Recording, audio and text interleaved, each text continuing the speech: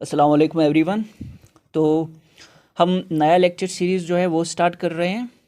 यहाँ पर हम कंप्यूटर के बारे में पढ़ेंगे। बिकॉज़ कंप्यूटर जो है ये, चाहे आप कंप्यूटर के स्टूडेंट हो या ना हो, कंप्यूटर बहुत ही इम्पोर्टेंट है हर किसी के लिए जानना। ठीक है। और उससे भी बड़ी ये बात है कि जो भी आज के, चाहे बैंकिंग का एग्ज़ाम हो या स्टेट लेवल, बहुत सारे एग्ज़ाम होते हैं, तो उनमें मेन कंपोनेंट होता है कंप्यूटर। तो इस लेक्चर सीरीज़ में आई विल ट्राई कि हर किसी के लिए ऐसा कंटेंट लाओ कि सबके लिए जो है फ़ायदेमंद साबित हो।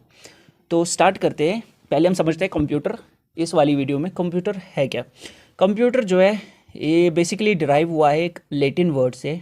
लैटिन वर्ड कंप्यूटर है, जिसका मतलब है कंप्यूट। ठीक है। तो जो आज का कंप्यूटर है बहुत सारे कॉम्प्लेक्स टास्क हमें करके देता है। ठीक है। आप बोलेंगे कि कंप्यूटर से क्यों डिराइव हुआ है, खाली compute compute means to calculate, इसका काम खाली कैलकुलेशन तो नहीं है। लेकिन जो ओरिजिन है ना कंप्यूटर का, वो स्टार्ट आपको देखना है कहाँ से हुआ। It was basically mechanical device पहले हमारे पास बन के आए, जिनमें सबसे पहले एबैकस का नाम आता है। तो वो काम क्या करता था, हमारी प्लस एडिशंस एंड सब्ट्रैक्शंस को इजी करके देता था। तो वहीं से जो है ना इसका ओरिजिन हुआ। तो बेसिकली हमने कंप्यूटर, जो इंसान है उसने किस लिए बनाया, उसने किस पर्पज़ के लिए बनाया, ताकि उसकी कैलकुलेशंस को इजी करके दे। दैट इज़ वाई जो ये निकला है लैटिन वर्ड से कंप्यूटर का, उसका मतलब है टू कंप्यूट और टू कैलकुलेट। ठीक है। ये तो था कंप्यूटर का ओरिजिन, किस वर्ड से निकला है। तो अब समझते हैं कि ये कंप्यूटर जो मशीन है ये काम क्या करती है और इसकी डेफिनेशन क्या है। ठीक है। तो ये देखिए, एक यूज़र बैठा है कंप्यूटर सिस्टम के सामने। तो जो सिस्टम, एक तो हो गया कंप्यूटर और कंप्यूटर सिस्टम। कंप्यूटर सिस्टम में आते हैं सब फिज़िकल एंड, एक तो वो फिज़िकल पार्ट्स जैसे कि कंप्यूटर, मॉनिटर, सीपीयू है, माउस है, कीबोर्ड है। ठीक है। इस सब को मिला के हम बोलते हैं कंप्यूटर सिस्टम। इवन जो इसके अंदर सॉफ्टवेयर पड़े होंगे, सिस्टम सॉफ्टवेयर हो या एप्लीकेशन सॉफ्टवेयर हो, वो मिला के बनाता है हमारा कंप्यूटर सिस्टम। जब ये पार्ट्स हम एक साथ रखते हैं, एक साथ जब ये काम करते हैं ना, तो तभी ये कोई पर्टिकुलर टास्क हमको करके देंगे। ठीक है। क्योंकि अगर हम सीपीयू हटा देंगे तो खाली मॉनिटर और कीबोर्ड किसी काम का नहीं है। तो जो यूज़र है ना, इसको अगर कंप्यूटर पे काम करना है, इसको इस कंप्यूटर के साथ बात करनी है। ठीक है।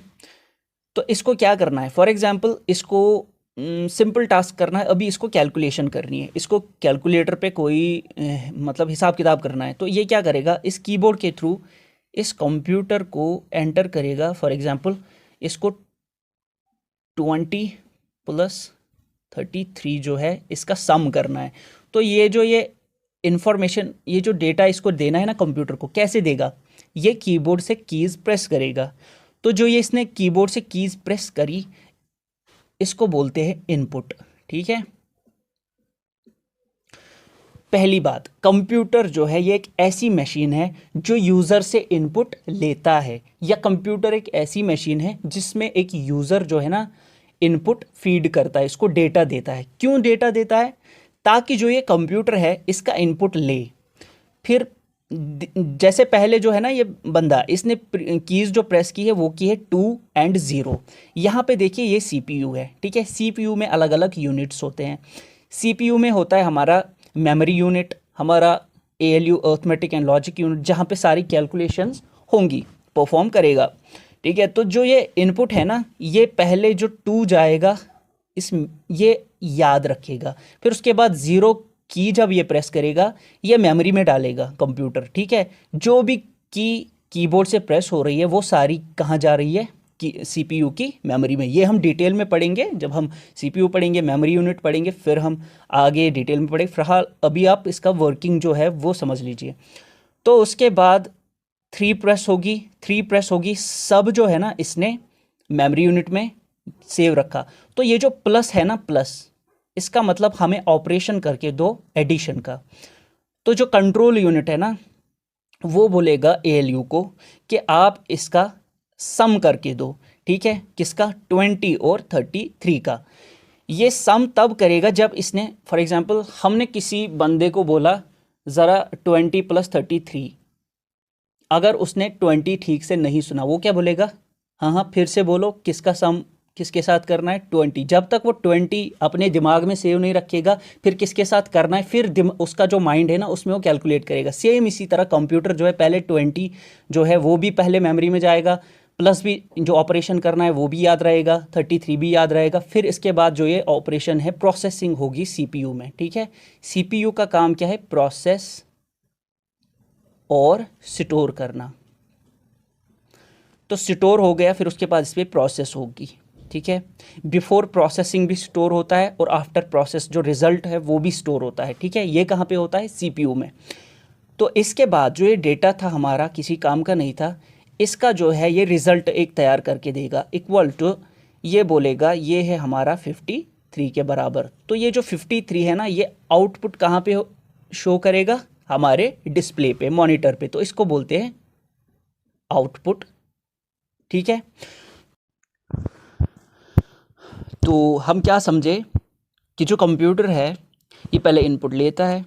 ठीक है, फिर वो जो इनपुट है साथ साथ में उसको स्टोर करके रखता है, कहाँ पे? सीपीयू में। उस पर प्रोसेसिंग होती है and then it generates an acquired, जो हमें चाहिए होता है आउटपुट, वो रिजल्ट हमें प्रोड्यूस करके देता है अपने स्क्रीन पे। ठीक है, तो इसके बाद एक और इम्पॉर्टेंट बात जो आप कंप्यूटर के लिहाज से याद रखिए, वो होता है कंप्यूटर की डेफिनेशन होती है, कंप्यूटर इज़ एन क्या? इलेक्ट्रिक और इलेक्ट्रॉनिक डिवाइस। क्या है? इलेक्ट्रिक है या इलेक्ट्रॉनिक डिवाइस है?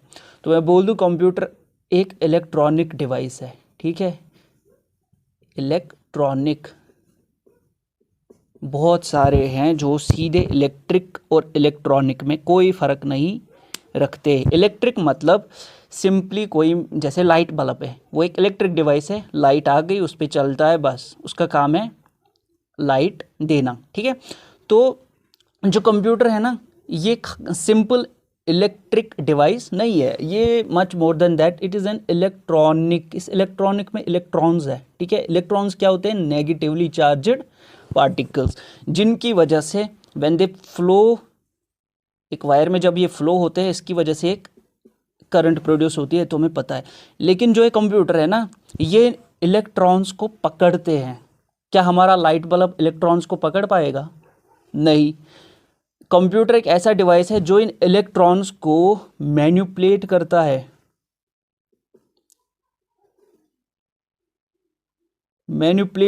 मॉडिफाई करता है या यूटिलाइज करता है।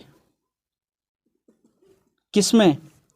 अरे प्रोसेस, जो इसने प्रोसेस की, स्टोर किया है, इस सब में ये इन्हीं इलेक्ट्रॉन्स को यूज़ करता है।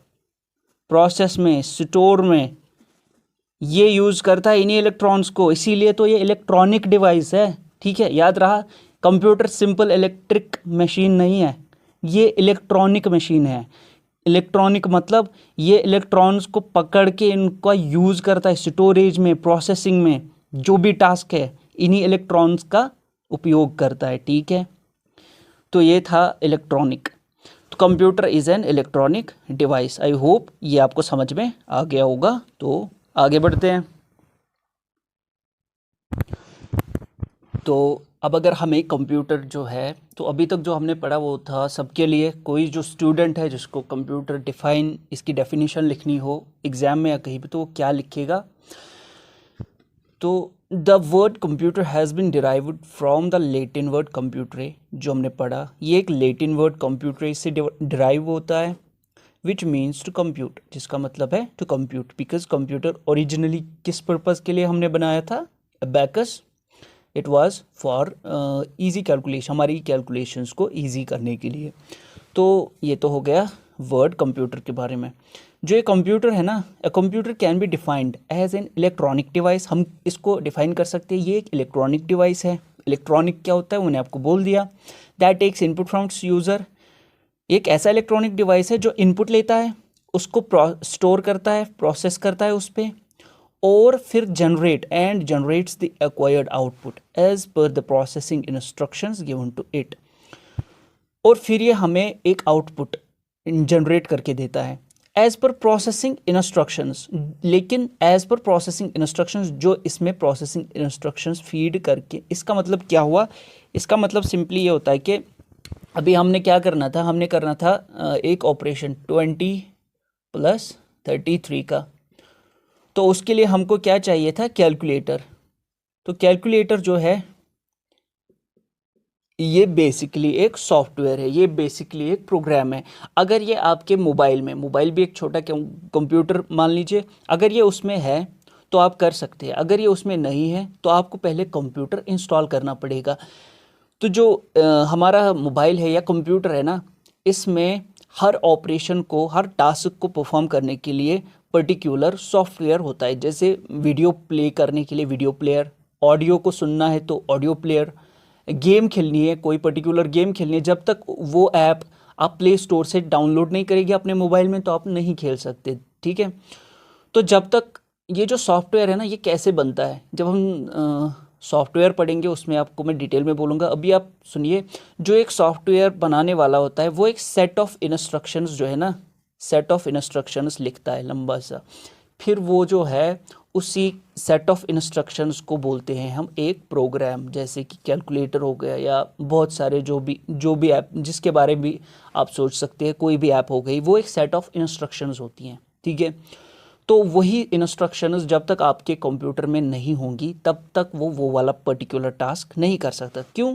क्योंकि computer has no intelligence of its own. Computer क्या है, कंप्यूटर चाहे इलेक्ट्रॉनिक डिवाइस है या कुछ भी है, लेकिन अगर आप देखें कंप्यूटर बना किससे है, ये तो बना कोई हार्डवेयर पार्ट का ही है ना, जैसे प्लास्टिक हो गया या मेटल्स का हो गया। तो उन मेटल्स में जो है ना, अगर वो मेटल्स हम बोलते हैं मशीन है, तो उनके अंदर जो जान डालते हैं ना, जो रूह का काम करती हैं, वो करती हैं ये इंस्ट्रक्शंस, ये सॉफ्टवेयर्स, ये प्रोग्राम्स, जो ऐप्स हैं।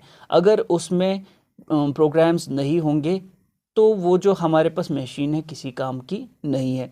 ये जो सॉफ्टवेयर है इनका काम है इस मशीन को डायरेक्शन देना कि आपको कौन सा पर्टिकुलर टास्क परफॉर्म करके देना है हमको।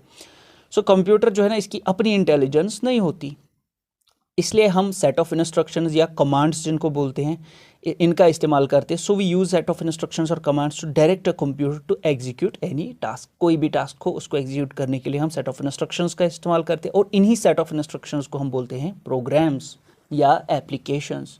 जो भी आप ऐप्स प्ले स्टोर से इंस्टॉल करते हैं वो होती है एक सेट ऑफ इंस्ट्रक्शंस।